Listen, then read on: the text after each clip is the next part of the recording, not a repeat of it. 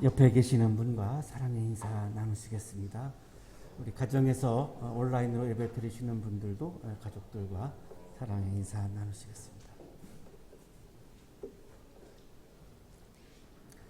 철학자 최진석 교수님은 탁월한 사유의 시선이라고 하는 책을 통해서 우리들의 시선의 높이를 굉장히 강조하고 있습니다. 생각의 높이가 시선의 높이를 결정하고, 시선의 높이는 활동의 높이를 결정하고, 활동의 높이는 삶의 수준을 상승시키고, 그래서 결국은 개인의 삶의 수준이나 국가의 수준은 시선의 높이에 따라서 결정된다라고 강조하고 있습니다. 인용하겠습니다. 우리가 처한 한계를 뛰어넘게 해주는 것이 인문적 시선이고 철학적 시선이며 문화적 시선, 예술적 시선이다. 이 높이에서만 창의적이고 주도적인 활동성이 나오기에 우리는 이 높이의 사유를 획득해야만 한다. 이분은 우리나라를 지금 중진국 정도로 그렇게 보는 것 같습니다. 선진국으로 진입을 하려면 우리들의 시선이 인문적 시선, 예술적 시선, 문화적 시선이, 정치적 시선이 높아지지 않고는 경제적인 것만으로는 그것은 가능하지 않다라고 굉장히 강조를 하고 있습니다. 시선의 높이가 우리들의 삶의 수준을 결정한다면 시선의 높이가 우리들의 신앙도 결정할 수 있다고 볼 수 있습니다. 컴퓨터가 처음 생겼을 때 컴퓨터의 소유에 시선을 집중하는 사람이 있었습니다. 나는 이 컴퓨터를 현재 가지고 있다. 이거를 중요하게 여기는 거죠. 어떤 분은 컴퓨터를 사용하는 것에 시선을 집중하는 사람이 있습니다. 내가 다른 사람들보다 컴퓨터를 훨씬 더 잘 다룬다. 이래서 이제 컴퓨터 공학을 전공하는 쪽으로 가겠죠. 어떤 사람은 이 컴퓨터가 나옴으로 인해서 앞으로 이제 인류와 이 세계가 어떻게 변해갈 것인가를 주목하는 사람들이 있습니다. 똑같이 컴퓨터 앞에 앉아 있지만 그 컴퓨터를 바라보는 시선은 사람마다 다 다르고 그 시선에 따라서 그 사람의 삶이 결정된다라고 볼 수 있습니다. 인용하겠습니다. 피아노를 잘 치는 사람을 피아노 연주자, 피아니스트라고 한다. 피아노 연주자는 피아노가 가진 기능을 잘 다루고 표현한다. 그런데 피아노 연주자가 피아노의 기능을 잘 구현하다가 더 이상 구현할 것이 없는 단계에 이르면 피아노를 포함한 더 넓고 높은 세계로 상승한다. 더 넓고 높은 세계에 바로 음악의 이론과 체계가 있다. 이제 이 피아노 연주자를 음악가, 뮤지션이라고 불러야 한다. 음악에 있어서도 시선에 따라서 피아니스트가 있고 뮤지션으로 이렇게 구분할 수 있다라고 얘기하는 겁니다. 자유, 죽음, 슬픔, 영웅, 운명 등과 같은 주제를 말하기에 이른다. 이제 인간에 대해서 말하는 것이다. 문명의 방향을 제시하고 인류의 본질을 새로 규정하고자 덤비는 것이다. 이 단계에 이른 사람을 우리는 예술가, 아티스트라고 부른다. 음악에 있어서도 시선에 따라서 어디에 시선을 두느냐에 따라서 연주자, 뮤지션, 예술가로 이렇게 나누어질 수 있다. 따라서 시선의 높이가 시선에 따라서 우리들의 삶이 결정되고 삶의 수준이 결정된다라고 하는 것을 굉장히 강조하고 있습니다. 뒷부분에 가서 이렇게 이야기합니다. 탁월한 인간은 항상 다음이나 너머를 꿈꾼다. 현재에 만족하지 않고 이 현재의 다음의 세계에서 계속 주목하는 통찰력을 가지고 있는 사람들을 우리는 탁월한 인간이라고 부른다라고 설명을 합니다. 우리가 독립을 강조하는 이유도 독립으로만 다음이나 너머를 제약할 수 있기 때문이다. 다음이나 너머는 아직 알려져 있지 않다. 그래서 불안할 수밖에 없다. 그 불안이 힘들어서 편안함을 선택하면 절대로 다음이나 너머를 경험할 수 없다. 이때 불안을 감당하면서 무엇인가를 감행하는 것이 용기다. 신앙의 세계라고 하는 것은 현재 내 앞에서 벌어지고 있는 사건들, 이 현상들 너머에 계시는 하나님을 바라보고 하나님에게 시선을 주는 것을 우리는 신앙이라고 부릅니다. 진석 교수님이 지적하고 있는 것처럼 그러나 보이지가 않습니다. 현실 너머에 계시는 하나님은 보이지 않기 때문에 우리들의 믿음이 약해지면 우리는 현실 앞에서, 사건 앞에서 불안감을 느끼게 됩니다. 때로는 그때에 우리는 현실 너머에 계시는 하나님을 바라보는 것을 포기하기도 하고 그냥 현실만 바라보는, 내 시선을 현실에게만 두는 그런 오류를 범하기도 합니다. 따라서 이분의 말씀은 우리들의 신앙에서도 똑같이 적용되는 부분이어서 저는 굉장히 주의 깊게 이분의 글을 읽었습니다. 히브리인들이 이집트를 출발합니다. 노예였기 때문에 하나님이 이들을 이끌어내 주셨죠. 노예라고 하는 현실, 출애굽이라고 하는 현실은 눈앞에 펼쳐지고 있고 보이는 부분입니다. 하지만 그 사건을 주도하고 있는 하나님은 보이지 않습니다. 그 현실 너머에 계십니다. 가나안 땅으로 가는 광야길에서, 광야 너머에서 자신들을 인도하시는 하나님을 이들이 보지 못합니다. 현실에 매몰되면서, 이들의 시선이 현실에 매몰되면서 현실 너머에 계시는 하나님에게 시선을 두지 못합니다. 광야 다음에 있는 하나님께 시선을 두지를 못합니다. 이거를 불신앙이라고 표현합니다. 오늘의 성서일과 본문인 민수기 21장 4절 9절의 말씀은 히브리인들이 시내산을 출발해서 이제 모압을 향해서 가는 2주 여행에 대한 기록입니다. 모압에서 이제 바로 이제 건너가면 이제 바로 가나안 땅이니까요. 그런데 이 광야 40년 동안 2주 여행을 하는 과정에서 이들이 하나님에 대한 시선을 잃어버립니다. 그래서 굉장히 심판을 받죠. 한 60만 명이 출발했다고 가정한다면 여호수아 갈렙 두 사람 외에는 출애굽 1세대가 다 들어가지 못하고 죽습니다. 하나님께 시선을 두지 못했던 것에 대한 굉장한 무서운 심판을 이들이 경험을 하게 되는데, 그러다가 이들이 여행을 통해서 하나님께 시선을 맞추는 내용의 말씀이 오늘 성서일과 본문의 말씀입니다. 민수기는 영어로 넘버스라고 되어 있습니다. 백성의 수에 대한 기록이다라고 하는 뜻이고, 그래서 민수기 1장은 인구조사로부터 이 민수기라고 하는 성경이 시작을 합니다. 하지만 히브리어 성서는 민수기의 제목이 베미드 마르인데 광야에서라고 하는 의미를 가지고 있습니다. 우리말 성경이나 영어 성경의 제목하고는 조금 의미가 많이 다른데요. 광야에서가 바로 민수기입니다. 광야에서 일어난 사건들이죠. 구약의 주석가 큰일임 교수는 구약신학의 아직까지도 최고의 대가를 폰나하드라고 그렇게 모든 성사학자들이 인정을 합니다. 이 폰나하드의 제자입니다. 아주 직계 수제자입니다. 이분이 오경의 구성이라고 하는 책에서 출애굽기, 레위기, 민수기, 신명기, 창세기를 제외한 이 오경 중에서 4개의 성경은 하나로 연결되어 있는데, 그 하나로 연결되어 있는 지점은 광야에서의 2주 여행이다라고 하는 거고, 이 광야 2주 여행에서 두 가지 중요한 지점이 있는데, 하나는 시내산이고 하나는 모압이라고 얘기합니다. 이집트에서 시내산에 이르는 여정, 그 다음에 시내산에서 모압에 이르는 여정, 이 두 구역으로 이 여정을 구분할 수 있다라고 설명합니다. 이 시내산에서 이집트에서 시내산까지, 시내산에서 모압까지 이 40년 동안 광야에서 2주 여행을 하면서 일어난 많은 사건들, 이들이 경험한 신앙적인 경험들, 그리고 뭐 심판받은 것들, 이거를 다 기록해 놓은 것이 이제 이 출애굽기, 레위기, 민수기, 신명기라고 그렇게 해석을 합니다. 이집트에서 시내산까지가 출애굽기, 레위기, 그 다음에 민수기 1장부터 10장 10절까지가 이집트에서 시내산까지입니다. 그 다음 민수기 10장 11절부터 신명기 34장까지가 시내산에서 모압까지의 기록입니다. 그러면 오늘의 성서일과 본문은 21장이니까요. 시내산을 출발해서 모압에 가는 2주 여행에서 벌어졌던 사건이죠. 지도를 보시면 맨 왼쪽에 이제 그 이집트 출발 지점이 있고 좀 아래로 내려오시면은 시내산이 있죠. 여기까지가 출애굽기 민수기 1장부터 10장까지.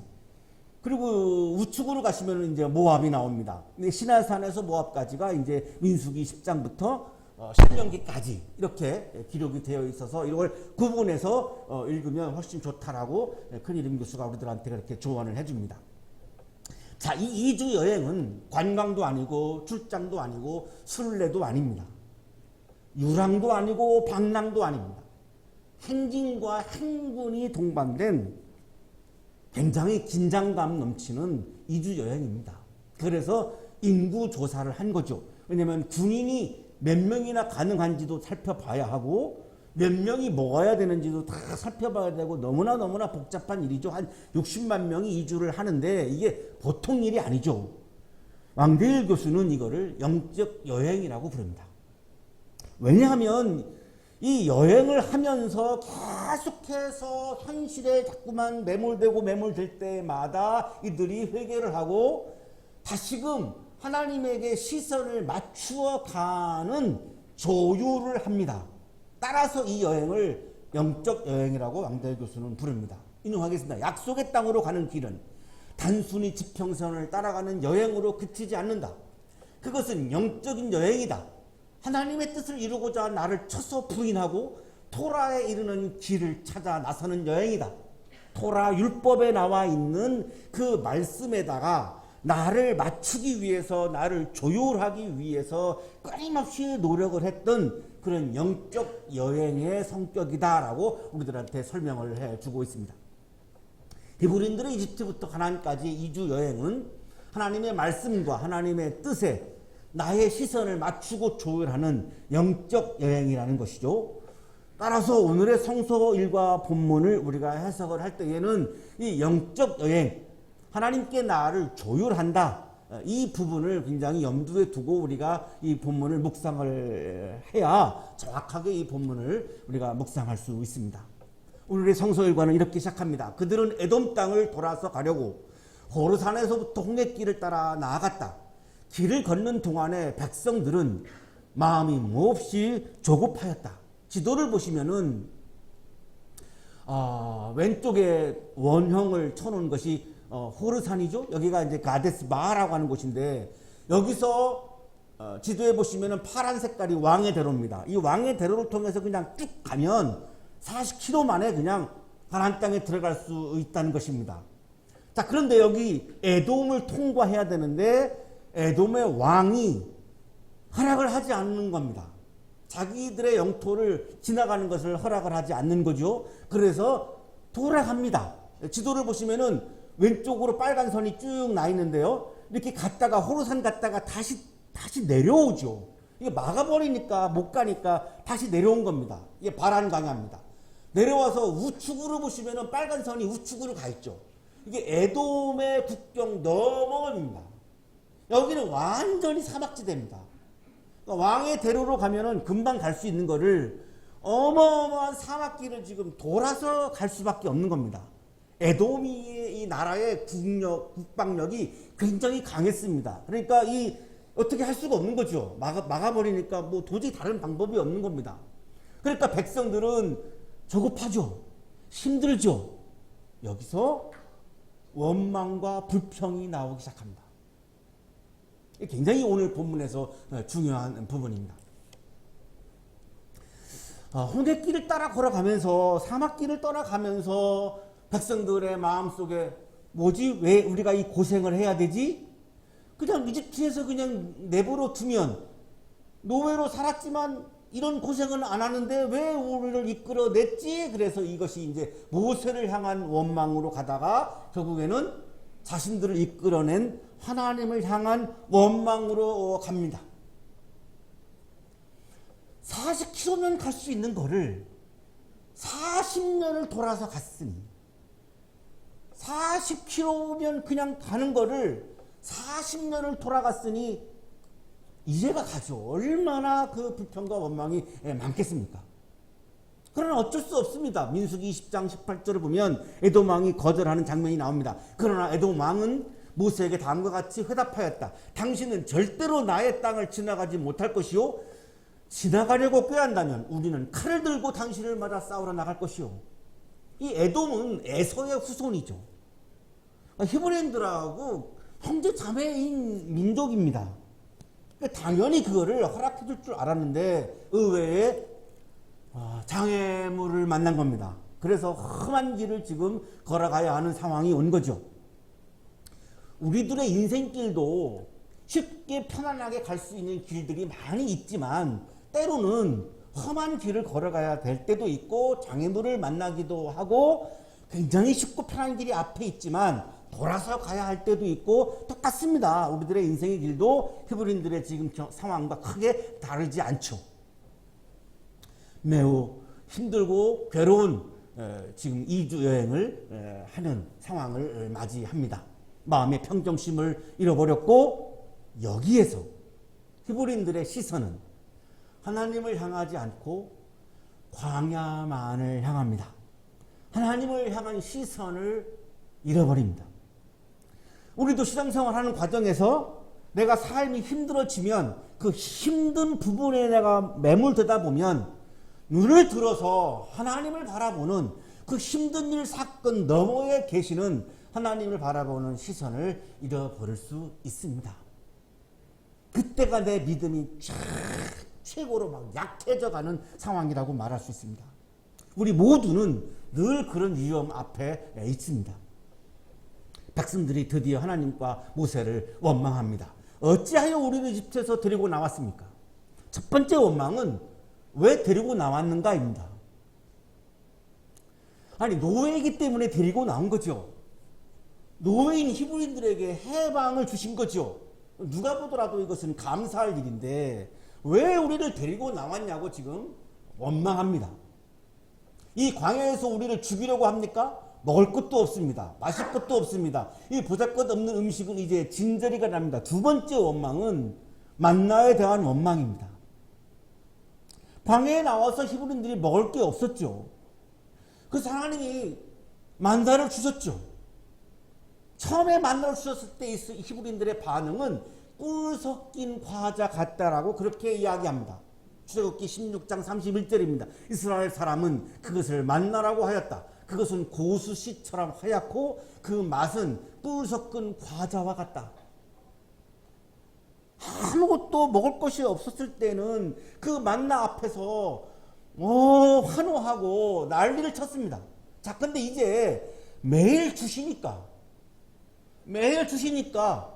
이제 고마움이 없는 거죠. 그냥 당연하다고 생각을 하는 거죠. 그래서 왜 우리가 이 맛이 없는 계속 만나만 먹어야 하느냐라고 이제 만나를 놓고 지금 원망을 하는 거죠. 심지어 보잘것 없는 음식이라고 진저리가 난다라고까지 지금 불평을 합니다. 아까 말씀드렸던 큰이림의 스승이신데요. 폰나두 교수는 이 광야 핵심 주제가 불평 주제라고 설명을 합니다. 광야 전승에 통일된 그리고 핵심적인 한 주제는 불평 주제라고 할 수 있을 것이다.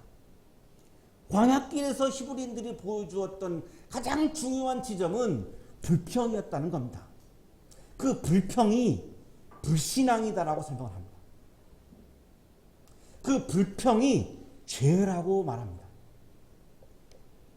히브리인들이 노예로부터 해방과 일용할 양식 앞에서 원망과 불평을 하고 있는 것은 하나님을 불신앙의 시선으로 바라보고 있기 때문이죠. 신뢰하지 않는 시선으로 바라보면 그냥 싫어하게 됩니다. 하나님이 그냥 싫은 겁니다. 그 이유가 합리적이지 않죠. 상식적이지 않죠. 그냥 싫은 겁니다. 그러니까 그냥 계속해서 불평과 원망을 지금 하게 되는 거죠. 이 불신앙에 대한 원망과 불평에 대한 징벌을 하나님은 결심합니다. 근데 이 징벌이 굉장히 가혹합니다. 불뱀을 보내시죠. 불뱀을 보내서 이것을 물면 그 사람은 죽는 겁니다. 이 불뱀은 히브리어 성서에 한화심 하사라핌이라고 되어 있는데 우리가 지금 볼 수 없는 거기 때문에 이거를 번역한 말인데 어쨌든 이 불뱀이라고 하는 뱀은 아주 강한 독성을 지니고 있는 독사 같은 거죠. 한번 물으면 그냥 죽는 거죠. 날개 달린 코브라 같은 아주 공격적인 그런 뱀으로 추정을 하는데 독성이 워낙 강해서 그냥 한 번만 물면은 그냥 죽는 거죠. 출애굽 1세대가 출발해서 여호수아 갈렙과 여호수아 외에는 아무도 못 들어가고 다 강해서 죽는다라고 하신 하나님의 말씀이 지금 현실로 이루어지고 있는 장면이죠. 민수기 14장 30절의 말씀입니다. 나는 너희에게 땅을 주어 살게 하겠다고 손을 들어 맹세하였다. 그러나 이제 너희는 그 땅으로 들어가지 못할 것이다. 다만 여분네의 아들 갈렙과 눈의 아들 여호수아만이 들어갈 것이다. 60만 명 중에 2명을 제외하고 다 죽었다고 한다면 이 60만 명이 정확하지 않아서 제가 자신이 없는데 그렇다고 한다면 굉장한 무서운 심판이죠. 그 무서운 심판 중에 도구로 사용했던 것 중에 하나가 지금 나오고 있는 불뱀을 하나님이 지금 도구로 사용하고 있는 거죠. 자, 이때 이제 히브리인들이 모세에게 와서 간구합니다. 주님과 어른을 원망함으로써 우리가 죄를 지었습니다. 자, 원망과 불평을 지금 죄라고 고백하죠. 이 뱀이 우리에게서 물러나게 해달라고 주님께 기도하여 주시기 바랍니다. 중재 기도를 요청하는 거죠. 그래서 모세가 백성들을 살려달라고 하나님께 중재 기도를 올리죠. 자, 이제 이들이 모세를 찾아와서 우리가 죄를 지었습니다 라고 죄의 고백을 하고 있는 것을 보면 하나님을 향한 시선을 잃어버렸다가 다시금 하나님의 향한 시선을 지금 되찾고 있는 거죠. 하나님께 시선을 집중하지 않는다면 내가 죄인이라고 하는 고백이 나오지 않습니다. 하나님께 시선을 둘 때에 내가 죄인인가라고 하는 고백이 나오는 거지, 나의 시선이 나만을 향하고 있다고 한다면 내가 죄인이라고 하는 고백은 나올 수가 없습니다. 그건 거의 불가능합니다. 이들의 시선이 지금 바뀌고 있음을 우리가 지금 감지할 수 있는 부분이죠. 게다가 자신들이 했던 원망과 불평을 지금 죄라고 고백을 하죠. 이게 왜 그러면 죄가 되는가? 폴 틸리라고 하는 20세기 최고의 신학자 중 한 분인 이분의 설명을 통해서 우리가 이거를 좀 풀 수 있습니다. 이분은 프랑크푸르트 대학에서 신학을 가르쳤던 교수님인데 히틀러에 의해서 해임되죠. 그래서 뉴욕에 있는 유니온 신학대학원에 와서 신학을 강의했고 그 바로 옆에 있는 컬럼비아 대학교에서 또한 철학을 강의했습니다. 그래서 맨하탄에 가면 이분의 이름이 쓰여 있는 거리가 있을 정도죠. 65세에 이제 유니온 신학대학원을 은퇴를 하고 하버드 대학에서 초청을 받아가지고 특별 교수로서 다시 하버드 대학에 가서 신학을 강의했던 세계 최고의 신학자 중 한 분입니다. 자, 이분이 죄를 하나님으로부터의 분리라고 우리에게 쉽게 설명을 해줍니다. 틸레이는 죄를 인간과 신의 분리로부터 야기된 상태를 보았다. 소외는 죄이다. 내가 하나님으로부터 소외되는 것, 내가 하나님으로부터 분리되는 것, 내가 하나님으로부터 멀어지는 것, 이 소외가 죄다라고 설명을 합니다. 틸레이는 이렇게 소외의 특징을 자신을 신으로부터 분리하는 것, 불신앙, 내가 하나님과의 관계가 멀어지는 것, 내가 하나님께 시선을 두지 않는 것, 이거를 불신앙이라고 얘기합니다. 그 다음 자신을 신의 위치로 높이는 것, 히브리스, 그리스어로 히브리스인데요, 교만한 거죠. 나를 신격화하는 거죠. 내가 하나님이 되려고 하는 거죠. 이것이 두 번째 소외이고 두 번째 죄라고 보는 겁니다. 그리고 모든 실제를 자신의 자아로 끌어들이는 것, 욕망. 모든 것이 다 내가 중심이 되어서 오로지 나만이 옳고 나만을 위해야 되고 모든 사람들이 다 나를 위해서 존재해야 되고 하는 이러한 욕망, 이 세 가지의 소외를 죄라고 부른다라고 틸리 신학자가 우리들에게 설명을 해 주는데요. 이 첫 번째, 자신을 신으로부터 분리하는 것, 이게 바로 히브리인들이 지금 했던 원망과 불평입니다. 하나님께 원망하고 불평했다라고 하는 것은 하나님과의 통일성과 하나님과의 관계를 깨버린 거죠. 사람과 사람 사이에서도 내가 누군가를 향해서 원망하고 불평한다라고 하는 말은 그분과 나와의 통일성과 관계를 깨는 것을 의미합니다. 따라서 내가 하나님과의 관계를 깼다, 하나님과의 통일성을 깼다, 내가 하나님 안에서 나와버렸다라고 하는 것, 이것이 바로 소외이고 이것이 바로 불신앙이다. 원망과 불평은 바로 이 부분이다라고 설명을 하는 거죠.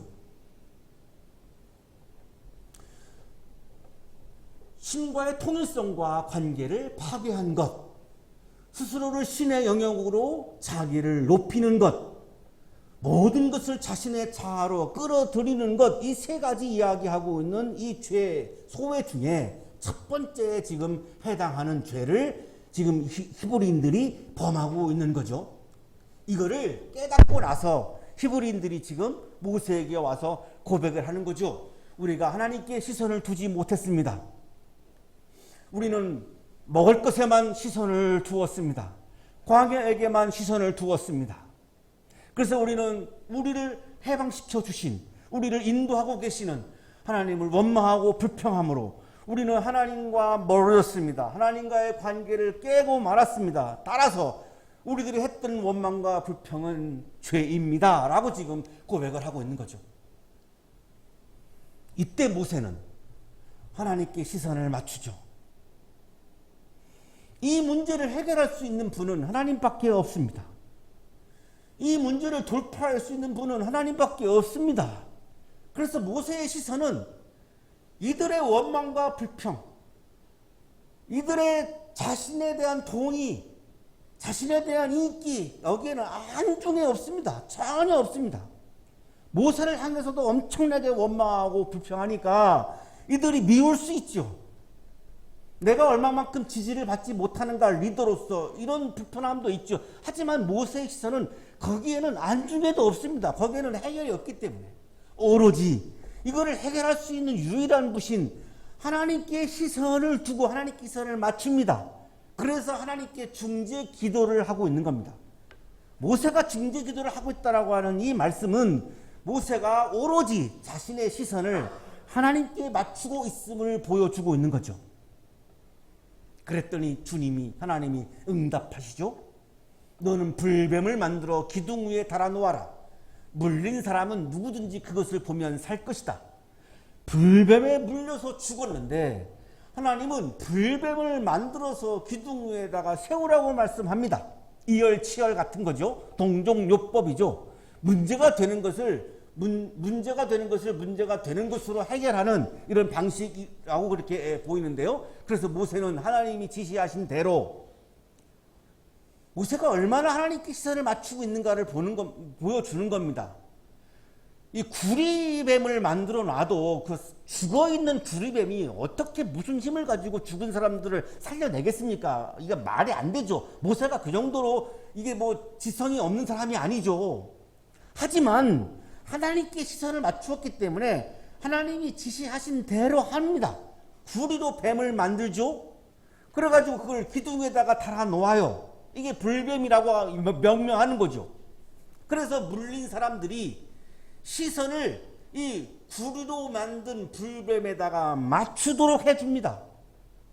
이게 모세가 해야 하는 자신의 직무이죠. 그때에 사람들이 살아나는 사건이 일어납니다. 구리로 만든 뱀을 보고 살아난 이 사건 앞에서 그러면 구리로 만든 불뱀이 어떤 힘을 가지고 있는 거냐? 우리가 이렇게 오해할 수 있습니다.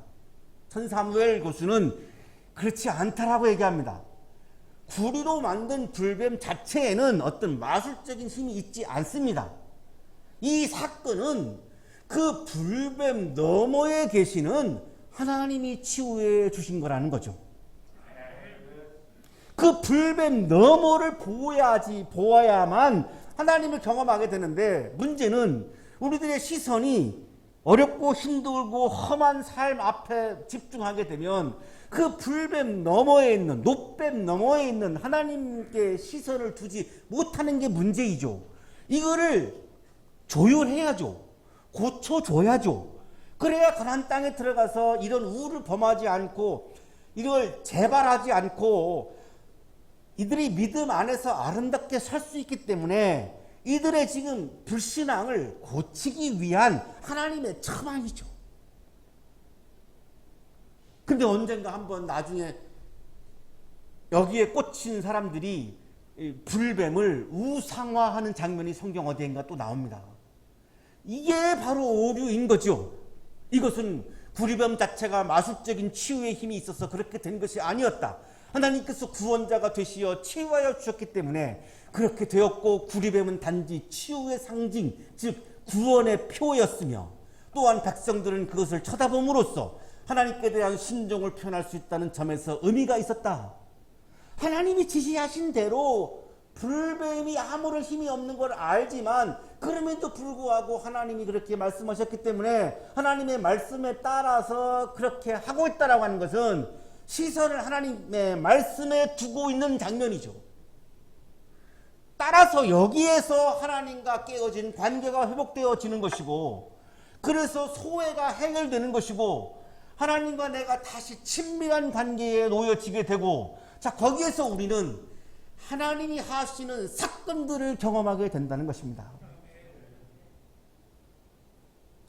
너무나 오랫동안 코로나가 지속되는 상황에서 힘들죠. 우리 매우 힘듭니다. 자, 여기에 우리가 계속해서 매몰되고 몰두만 하고 있으면은 하나님께 시선을 두는 것을 잃어버리게 됩니다. 그러면 우리들의 건강만 잃는 것이 아니라 신앙까지도 잃게 되죠.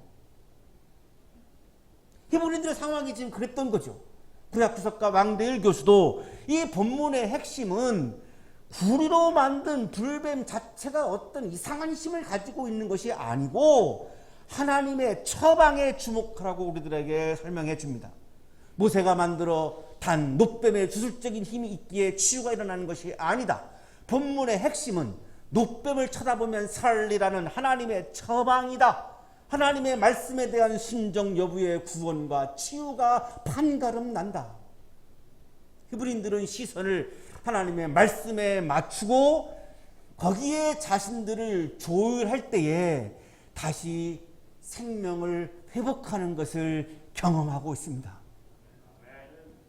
코로나 상황에서도 생육하고 번성하라고 우리들에게 복을 주신 이 하나님의 복을 우리가 잃어버리지 않아야 하는데, 우리들의 생명력이 충만해야 되는데, 기쁨이 가득한 생명을 이 코로나 상황에서도 살아가는 것이 신앙인인데, 그것은 하나님의 말씀에 시선을 내가 맞출 때 가능하지, 하나님의 말씀에 나를 조율할 때 가능하지, 하나님과 멀어지거나 나를 높이거나 내가 욕망에 갇혀 있다고 한다면 내 시선을 하나님께 두지 못하게 되고, 결국은 이 어렵고 힘든 상황 앞에서 우리는 패배할 수밖에 없습니다.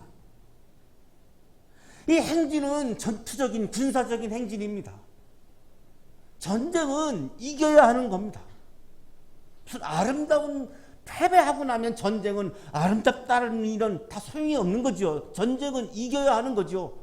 이 전쟁에서 이기는 길은 가나안 땅에 들어가서도 수많은 어려움들이 기다리고 있는데, 거기에서도 이기려면 히브리인들이 시선을 하나님께 맞추고 하나님의 말씀에 맞추고 그 말씀에 날마다 나를 조율해 가는 신앙적인 노력이 일상화되어지고 삶의 습관이 되어지고, 그래야 가나안 땅에 가서도 이길 수 있기 때문에 하나님은 지금 이런 처방을 내리신 거죠. 사랑하는 한양 가족 여러분, 나의 시선이 나만을 향할 때 하나님과의 관계가 깨지고 나를 높이게 되고 나만을 위한 욕망에 빠져서 하나님과 믿음을 잃게 됩니다. 하나님 나라에서 사는 기쁨이 가득한 생명을 잃게 됩니다. 나의 시선을 하나님과 하나님의 말씀에 맞추어서 기쁨이 가득한 생명이, 살아있어 숨쉬는 생명력이, 어떠한 세상의 어려움도 이겨내고 그 속에서도 내가 기뻐할 수 있는 그 진정한 영적인 생명이 여러분의 삶에서 다시 살아나시기를 축복합니다. 거룩하신 주님, 힘든 일이 다가왔을 때 나도 모르게 하나님을 향하는 시선을 잃어버릴 때가 많이 있음을 고백합니다. 믿음의 눈을 뜨게 해주시고 영적인 눈을 뜨게 해주셔서 힘들면 힘들수록 오히려 더 그거를 유일하게 해결하실 수 있는 하나님을 향하여 나의 시선을 맞추고 하나님의 말씀에 나를 조율하여 기쁜 일 앞에서도 슬픈 일 앞에서도 성공한 일 앞에서도 실패한 일 앞에서도 건강한 상태에서도 아픈 상태에서도 하나님 나라의 기쁨을 잃어버리지 않게 하시고 기쁨이 가득한 생명이 다시 살아나는 사건을 경험하는 사순절이 되게 해 주옵소서. 예수 그리스도의 이름으로 기도하옵나이다. 아멘.